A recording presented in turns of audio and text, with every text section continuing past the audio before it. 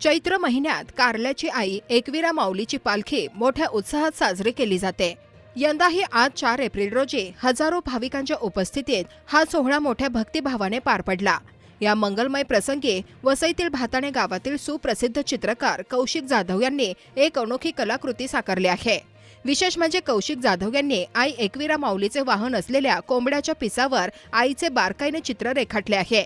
आई एकविरा माऊलीच्या भक्तांमध्ये कोंबड्याला विशेष महत्त्व आहे। अनेक भाविक आपल्या नवस्फूर्तीसाठी आईच्या चरणी कोंबडा अर्पण करतात। तसेच कोंबडा हेच आईचे वाहन असल्याने कौशिक जाधव यांनी या कल्पनेतून प्रेरित होऊन ही अनोखी कलाकृती साकारली आहे। ही अद्वितीय चित्रकृती वॉटर कलरच्या माध्यमातून अवघ्या 1 तासाच्या अवधीत साकारण्यात आली। चित्रातील बारकावे, रंगसंगती आणि धार्मिक श्रद्धेचा भाव हा या कलाकृतीचा विशेष आकर्षण बिंदू ठरला आहे। कला आणि भक्ती यांचा सुंदर संगम असलेली ही कलाकृती सध्या सोशल मीडियावरही चांगलीच चर्चेत आहे। पालखी सोहळ्याच्या निमित्ताने भाविकांसाठी ही एक विशेष कलात्मक भेट ठरली आहे।